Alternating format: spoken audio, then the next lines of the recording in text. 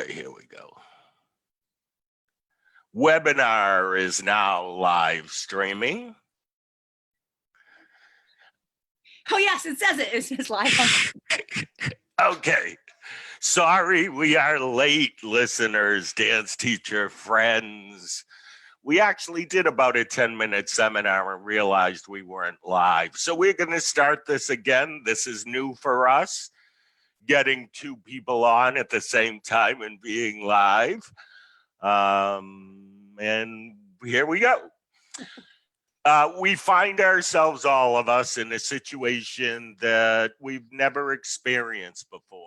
And a couple of times I've gone live to tell you that we need to keep our spirits up and that we need to think positive and sort of break this down to 1 week or 2 weeks at a time before we make any rash decisions or worry about things that are far enough out that really today is not the day to worry.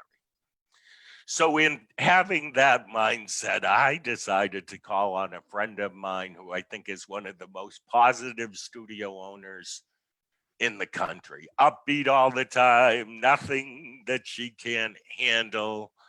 And I'd like to introduce you all to Heather Wanner. She is from New Jersey. She's had her school for a while. Heather, tell our viewers a little bit about yourself.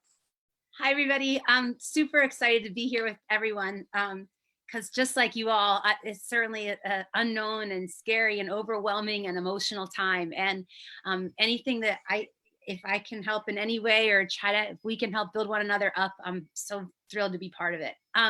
So for me, we're located in New Jersey. It's a beautiful day here. I only wish I could show you right where we are. We're by the beach in New Jersey, along the shore. I am maybe halfway up the Jersey coast where I grew up in South Jersey, and now we're up by like Asbury Park area, just a little outside of New York City. We've been there for 16 years. And in this school, we're in an old high school building that's converted into an art center. And I work now. I used to teach everything by myself, and I used to be a school teacher prior to that. So I took all my students that were my softball players, and I said, please come march this parade with me and pass these flyers out. I want to open a dance school. They did. And I taught them myself. But now I have a team, and I'm so grateful I have a team because together we are so much stronger. I learned so much from them. They're huge contributors to our program. And so that's kind of how we came up with something that we were going to do to help us through these upcoming weeks that we're faced with. So I'd be happy to share that too with you. Awesome. You and I have talked a little bit this week, and you told me about how you've created what I think is a really good way. I know there's other options out there, a really good way to communicate with your clientele. But one of the things that I really liked was how you broke it up. It isn't everybody at the same time. Tell our viewers what you're up to. Okay, so for me, I'm definitely not the most computer tech savvy person, but I'm learning. But what we thought about, what can I do? What's easiest for me? What do I understand enough that I have some knowledge on how to work? And Facebook seems to be something that a lot of our parents are on, that generation is on. So I decided to jump on our business page, our Shoreline Dance Academy business page, and I took an option to add groups in there. And I'll collectively say it was not all of me. This is a prime example of I got together with my staff and said, okay, you're really great at Facebook. You're really great at downloading videos. You understand our website, because I certainly need a little help with that. Everybody knew something, and together, when we put all those pieces together, this came to be, and I'm so grateful for that. So this is what it is. If we created 5 private Facebook groups that are built under the umbrella of our business page, which is the public page, the 5 private pages are broken down by age groups. So a 3 to 5-year-old page, a 5 to 7-year-old page, 8 to 10, 11 to 13, and 14 and up. That's just the structure that we follow. And so we emailed our school and said, in the event that we would have to move to a virtual classroom, we're going to try this and see if this will work for our families. And so we started to roll this out last week. And so they would have to request to join our private group. So a parent of a 3 to 5-year-old simply goes on Facebook, the Shoreline page, requests to join the private group for the 3 to 5-year-olds, and then we approve it. I made all of my teachers an administrator of the private groups because we at our school teach multiple ages.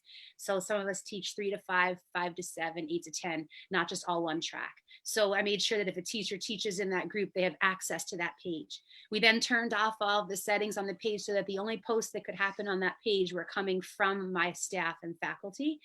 And then we decided that because we run 3 classrooms every hour, we wanted to make it as consistent as possible for the structure for these kids.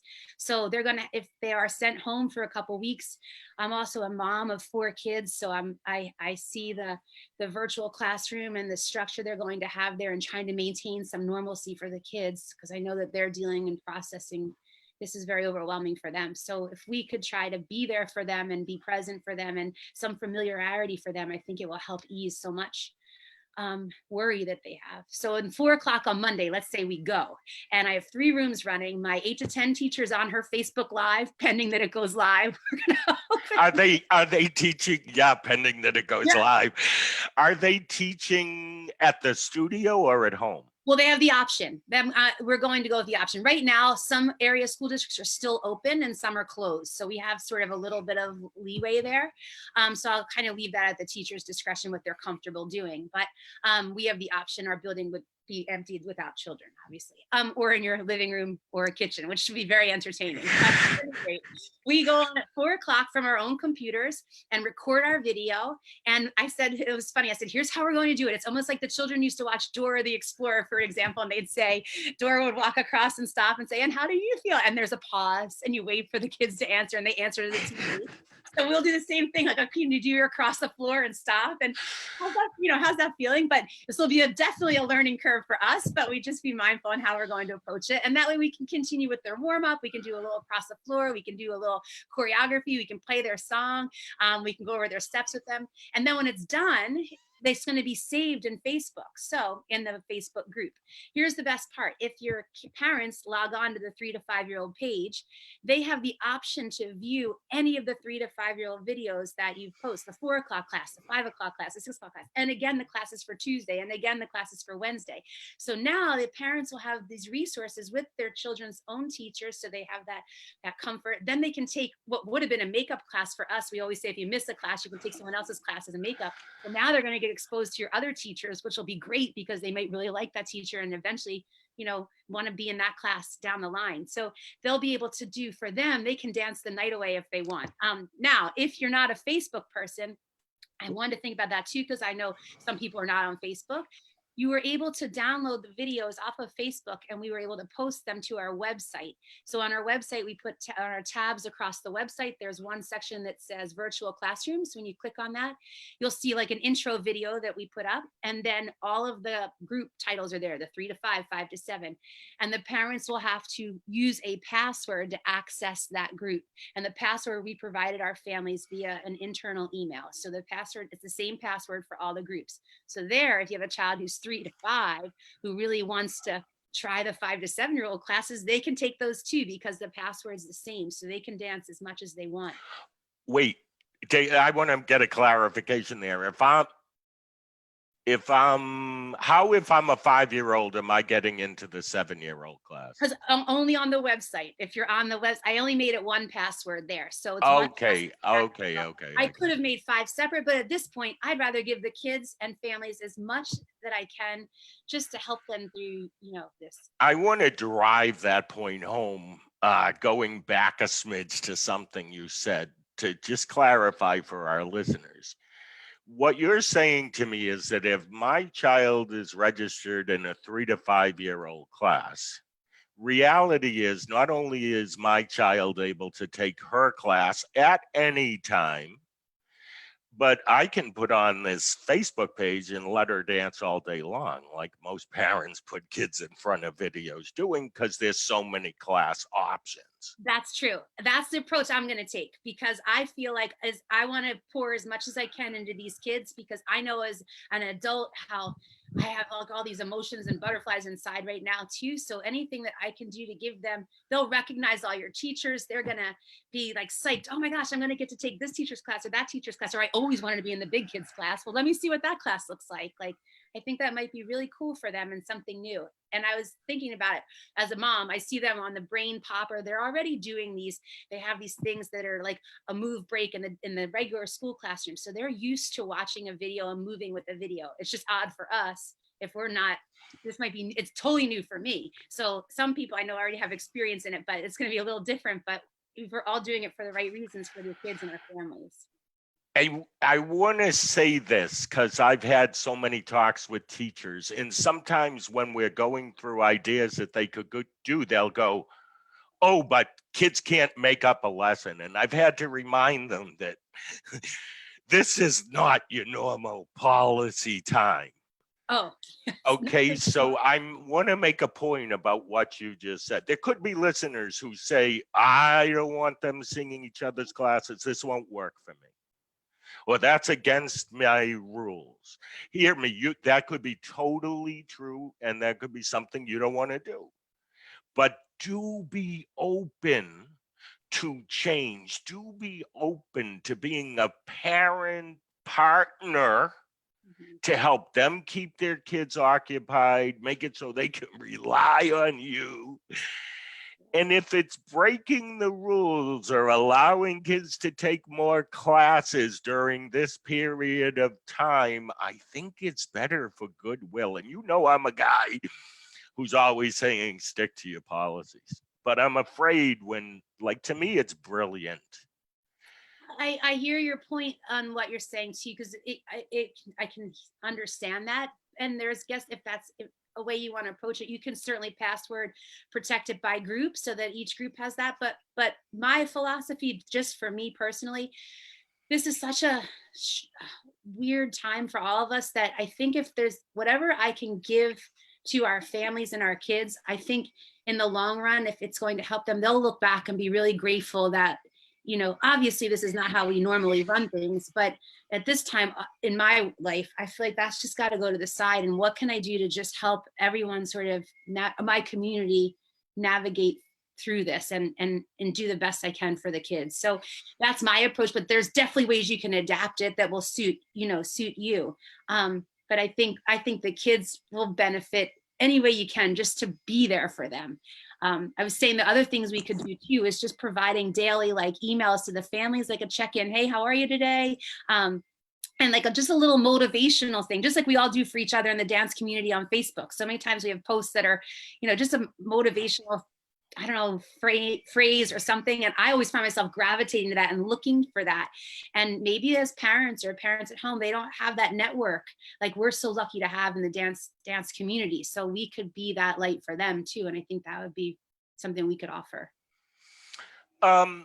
I know that it's not just going to be classes that go up on these pages, because I know you. What are some of the other things that you're going to put up on these group pages? Well, I mean, you could even do like we do at our school, we do a lot of times where we combine the classes and we'll play a game. So let's say, you put one up, here's games for, maybe one of your posts is games for the day, something, I don't know, let your hair down today and let's play, whatever it is. It'll take you 10 minutes to do some sort of game that they can log on and do with you.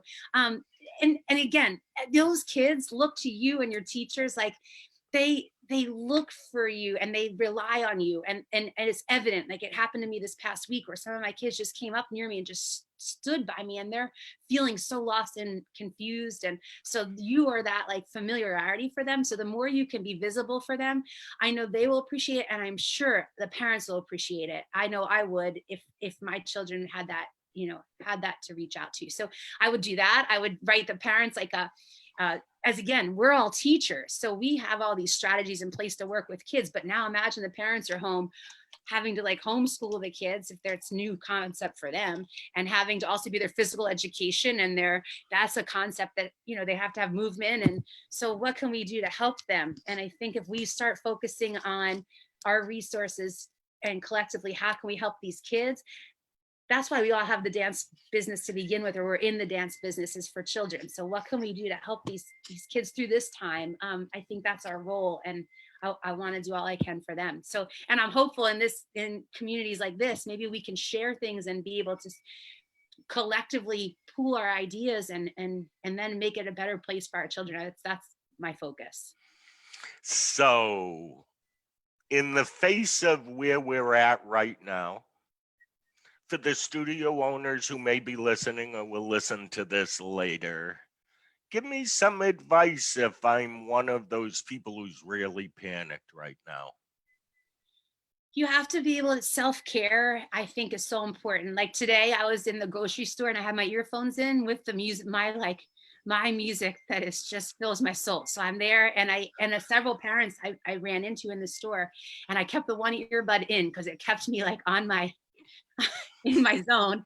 But I want to try to just to try to hold on to, for us, exercise, eating well, making sure you're in a good frame of mind so that you stay positive and focused, and knowing that your people are looking to you for that guidance. Your children are, your students are, your faculty is if you're the school owner, so you just have to try to find a way to keep yourself calm and grounded. And for me, it would be running or listening to my music or whatever it is for you. I think we have to do that first. Once we fill our cups, then we're able to try to help the others, and believe that if we go one day at a time, we're going to get through it, and together we'll be stronger if we could just lean on one another. It won't feel so overwhelming. We won't feel so alone. And we're lucky to have a community to reach out to.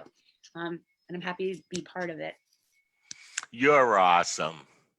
Thank you very much. I'm thrilled to be here. And I have one cool story to share, if I can, real fast. Yeah, go for it. And you'll be surprised, and I'm sure you're already experiencing this, but the community in general wants youth is so important, and the kids are so important that people will rally together for the kids. And so as adults, we have to just remember that that's our focus. And we had in our community here, I had a community just offer to do all sorts of things, like with theater use and all sorts of things for our kids, no questions asked. And they said this about the children. And it refocused me that, yeah, that's 100% true. And so you'll see so much kindness in people if we just slow down and be open to that. And we can be leaders, and I think our kids will learn. And if we can just lead them in that right direction, they're our future. So hopefully we can share that light.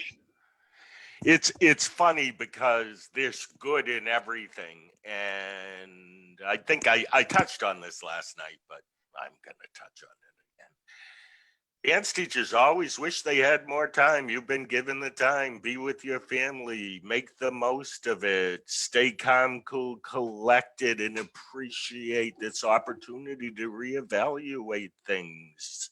Life can only get better at this point, and if we really focus on where we'd like to be on the other side, this is our time to get there, right? We're gonna be okay. It's just we got to stick together and help each other, and I think and that'll carry. I'm happy to be part of this today. Awesome. I'm happy to have you. We'll have you back. To our listeners, keep tuning in to Rhee Gold's Dance Life Facebook page. I want to say that after we get this under control, I'll start putting out a schedule.